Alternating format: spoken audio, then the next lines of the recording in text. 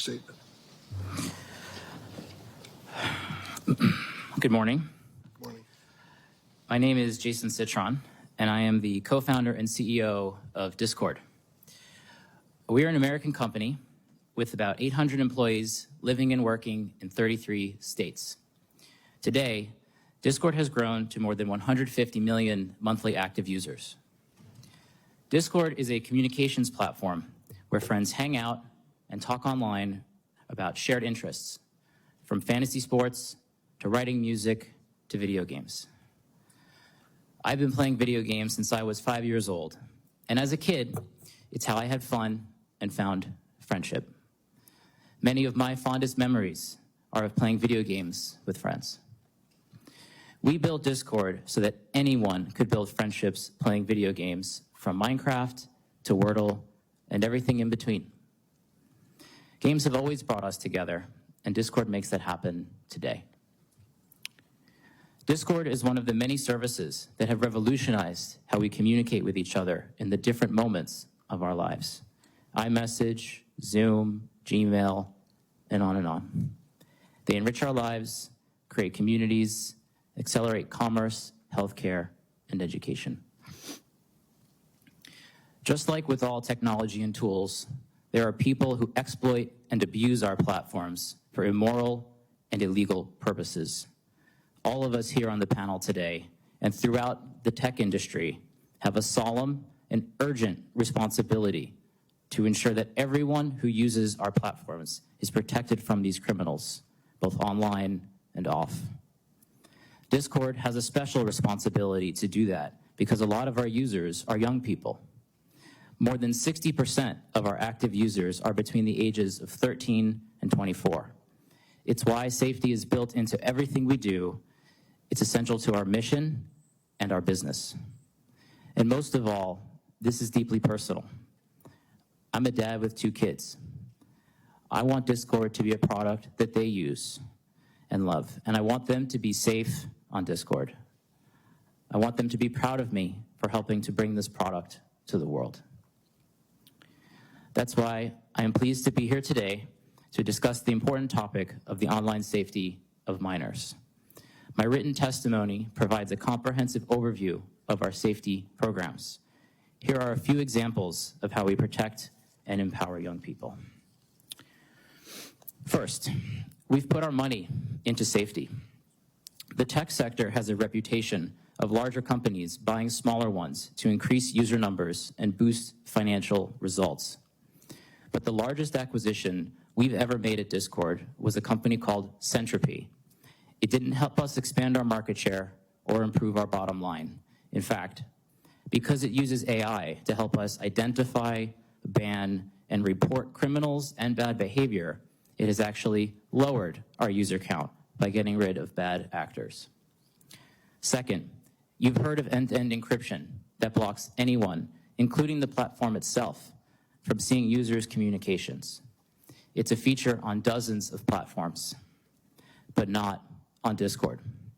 That's a choice we've made. We don't believe we can fulfill our safety obligations if the text messages of teens are fully encrypted, because encryption would block our ability to investigate a serious situation and, when appropriate, report to law enforcement. Third, we have a zero-tolerance policy on child sexual abuse material, or CSAM. We scan images uploaded to Discord to detect and block the sharing of this abhorrent material. We've also built an innovative tool, Teen Safety Assist, that blocks explicit images and helps young people easily report unwelcome conversations.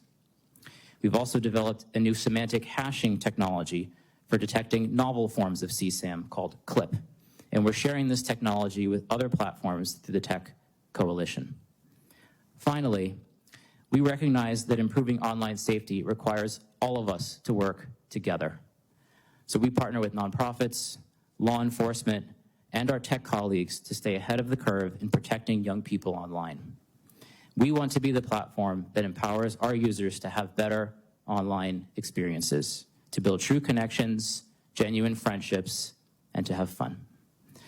Senators, I sincerely hope today is the beginning of an ongoing dialogue that results in real improvements in online safety. I look forward to your questions and to helping the committee learn more about Discord. Thank you, Mr. Citron. Mr. Zuckerberg. Chairman Durbin, Ranking Member Graham, and members of the committee.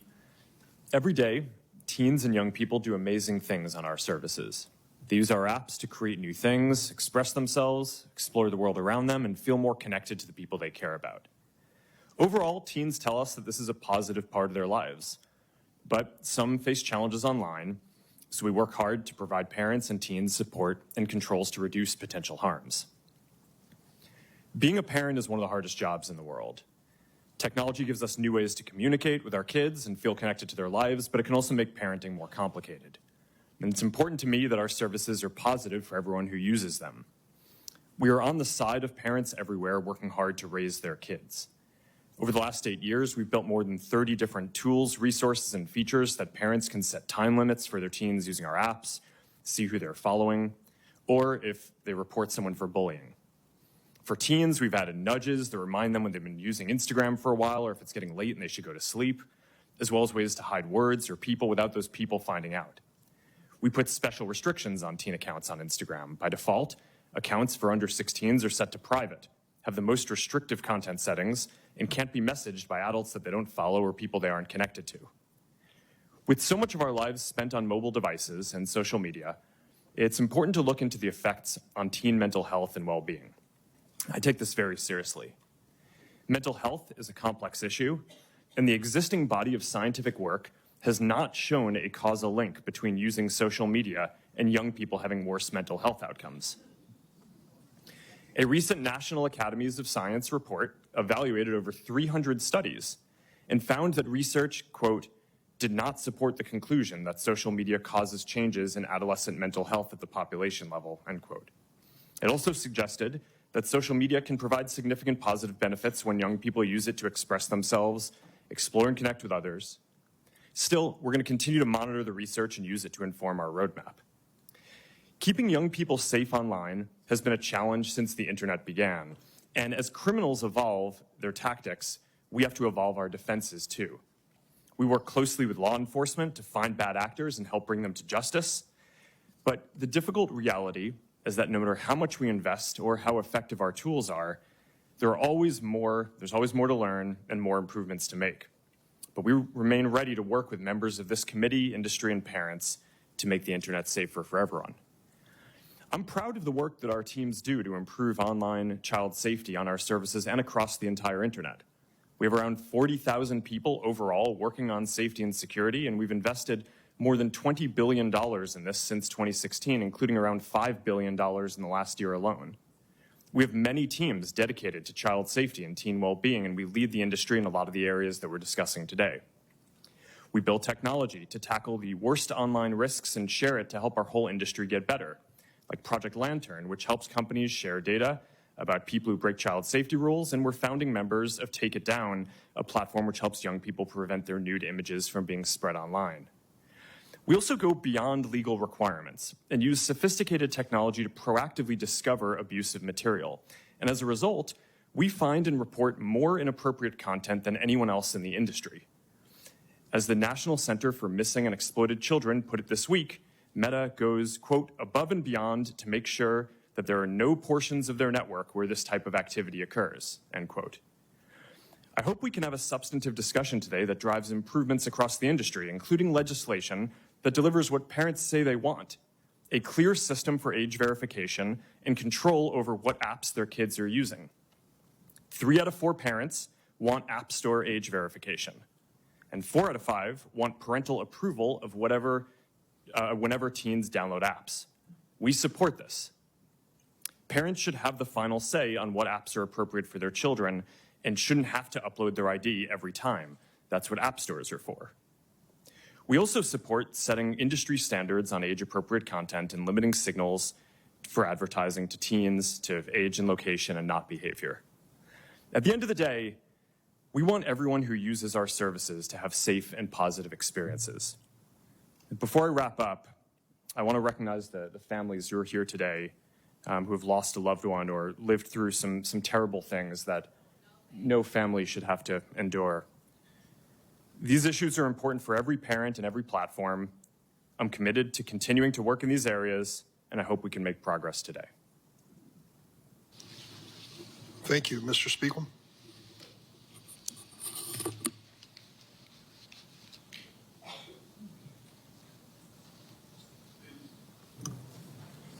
Chairman Durbin, Ranking Member Graham, and members of the committee, thank you for convening this hearing and for moving forward important legislation to protect children online. I'm Evan Spiegel, the co-founder and CEO of Snap. We created Snapchat, an online service that is used by more than 800 million people worldwide to communicate with their friends and family. I know that many of you have been working to protect children online since before Snapchat was created, and we are grateful for your long-term dedication to this cause and your willingness to work together to help keep our community safe. I want to acknowledge the survivors of online harms and the families who are here today who have suffered the loss of a loved one. Words cannot begin to express the profound sorrow I feel that a service we designed to bring people happiness and joy has been abused to cause harm. I want to be clear that we understand our responsibility to keep our community safe. I also want to recognize the many families who have worked to raise awareness on these issues, pushed for change, and collaborated with lawmakers on important legislation like the Cooper-Davis Act, which can help save lives. I started building Snapchat with my co-founder Bobby Murphy when I was 20 years old. We designed Snapchat to solve some of the problems that we experienced online when we were teenagers. We didn't have an alternative to social media. That meant pictures shared online were permanent, public, and subject to popularity metrics. It didn't feel very good.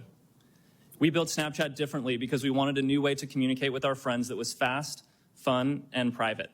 A picture is worth 1,000 words, so people communicate with images and videos on Snapchat. We don't have public likes or comments when you share your story with friends. Snapchat is private by default, meaning that people need to opt in to add friends and choose who can contact them.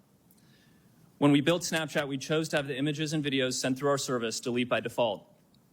Unlike prior generations who've enjoyed the privacy afforded by phone calls, which aren't recorded, our generation has benefited from the ability to share moments through Snapchat that may not be picture perfect, but instead convey emotion without permanence.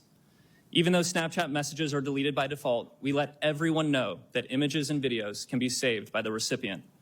When we take action on illegal or potentially harmful content, we also retain the evidence for an extended period, which allows us to support law enforcement and hold criminals accountable. To help prevent the spread of harmful content on Snapchat, we approve the content that is recommended on our service using a combination of automated processes and human review. We apply our content rules consistently and fairly across all accounts. We run samples of our enforcement actions through quality assurance to verify that we are getting it right. We also proactively scan for known child sexual abuse material, drug-related content, and other types of harmful content, remove that content, deactivate and device block offending accounts, preserve the evidence for law enforcement, and report certain content to the relevant authorities for further action. Last year, we made 690,000 reports to the National Center for Missing and Exploited Children, leading to more than 1,000 arrests. We also removed 2.2 million pieces of drug-related content and blocked 705,000 associated accounts. Even with our strict privacy settings, content moderation efforts, proactive detection, and law enforcement collaboration, bad things can still happen when people use online services. That's why we believe that people under the age of 13 are not ready to communicate on Snapchat. We strongly encourage parents to use the device-level parental controls on iPhone and Android. We use them in our own household, and my wife approves every app that our 13-year-old downloads. For parents who want more visibility and control, we built Family Center in Snapchat, where you can view who your teen is talking to, review privacy settings, and set content limits. We have worked for years with members of the committee on legislation like the Kids Online Safety Act and the Cooper-Davis Act, which we are proud to support. I want to encourage broader industry support for legislation protecting children online. No legislation is perfect, but some rules of the road are better than none.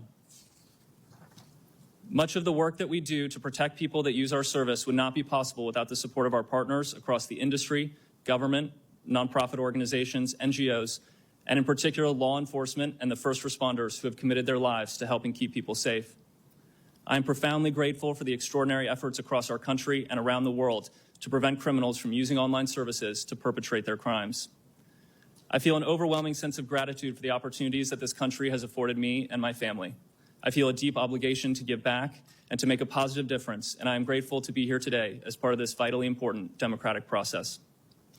Members of the committee, I give you my commitment that we will be part of the solution for online safety. We will be honest about our shortcomings, and we will work continuously to improve. Thank you, and I look forward to answering your questions. Thank you, Mr. Spiegel. Mr. Chu.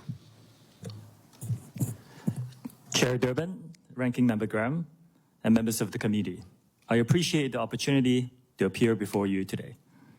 My name is Shou Chu, and I'm the CEO of TikTok, an online community of more than 1 billion people worldwide, including well over 170 million Americans who use our app every month to create, to share, and to discover.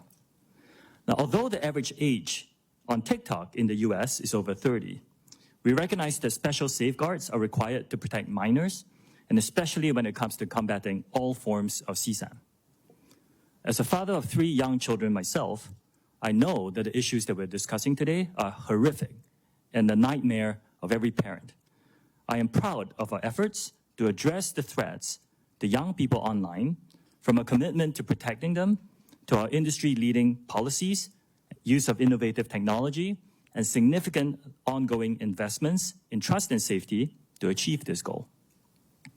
TikTok is vigilant about enforcing its 13 and up age policy and offers an experience for teens that is much more restrictive than you and I would have as adults. We make careful product design choices to help make our app inhospitable to those seeking to harm teens. Let me give you a few examples of long-standing policies that are unique to TikTok. We didn't do them last week. First, direct messaging is not available to any users under the age of 16. Second, accounts for people under 16 are automatically set to private along with their content. Furthermore, the content cannot be downloaded and will not be recommended to people they do not know. Third, every teen under 18 has a screen time limit automatically set to 60 minutes. And fourth, only people 18 and above are allowed to use our live stream feature. I'm proud to say that TikTok was among the first to empower parents to supervise their teens on our app with our family pairing tools. This includes setting screen time limits, filtering out content from the teens' feeds, amongst others.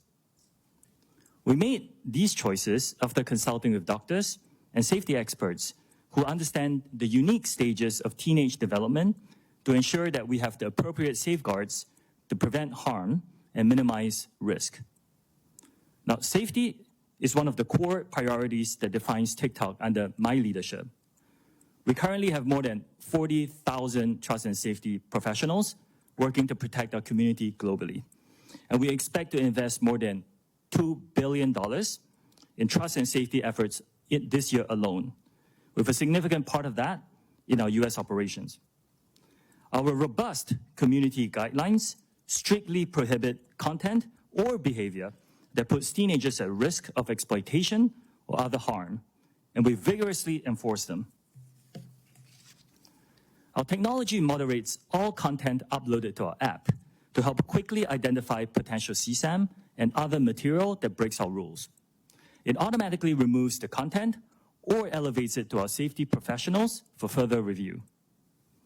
We also moderate direct messages for CSAM and related material, and use third-party tools like PhotoDNA and Take It Down to combat CSAM to prevent content from being uploaded to our platform.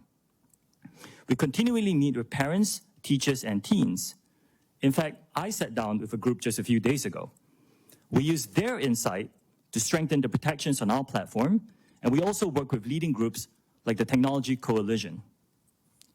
The steps that we're taking to protect teens are a critical part of our larger trust and safety work as we continue our voluntary and unprecedented efforts to build a safe and secure data environment for US users, ensuring that our platform remains free from outside manipulation and implementing safeguards on our content recommendation and moderation tools. Keeping teens safe online requires a collaborative effort as well as collective action. We share the community's concern and commitment to protect young people online, and we welcome the opportunity to work with you on legislation to achieve this goal.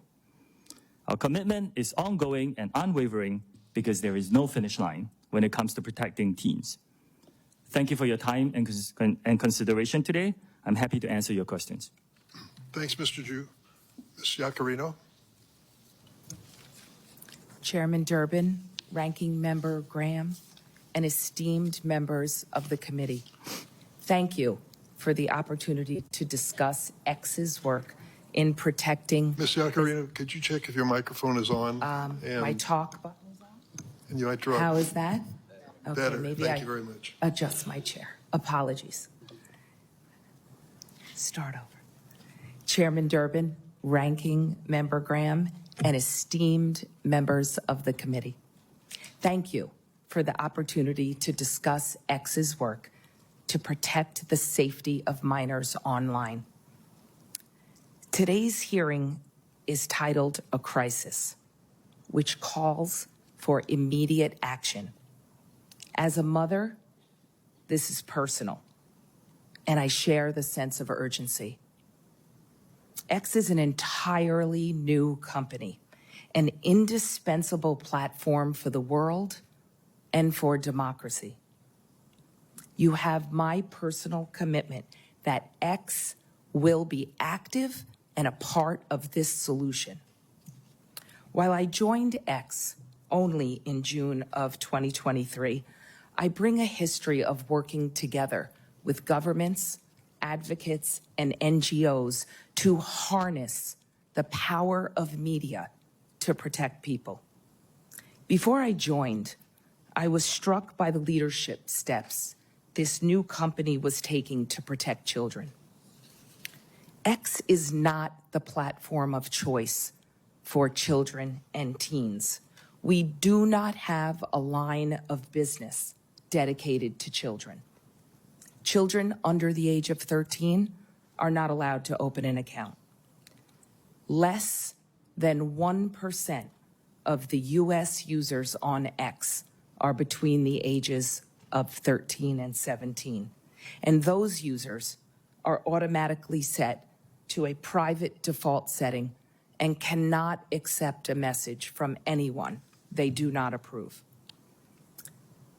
In the last 14 months, X has made material changes to protect minors. Our policy is clear. X has zero tolerance towards any material that features or promotes child sexual exploitation. My written testimony details X's extensive policies on content or actions that are prohibited and include grooming, blackmail, and identifying alleged victims of CSE. We've also strengthened our enforcement with more tools and technology to prevent those bad actors from distributing, searching for, and engaging with CSE content. If CSE content is posted on X, we remove it. And now we also remove any account that engages with CSE content, whether it is real or computer generated. Last year, X suspended 12.4 million accounts for violating our CSE policies. This is up from 2.3 million accounts that were removed by Twitter in 2022. In 2023, 850,000 reports were sent to NCMEC, including our first ever auto-generated report. This is 8 times more than was reported by Twitter in 2022. We've changed our priorities. We've restructured our trust and safety teams to remain strong and agile. We are building a trust and safety center of excellence in Austin, Texas, to bring more agents in-house to accelerate our impact. We're applying to the Technology Coalition's Project Lantern to make further industry-wide progress and impact.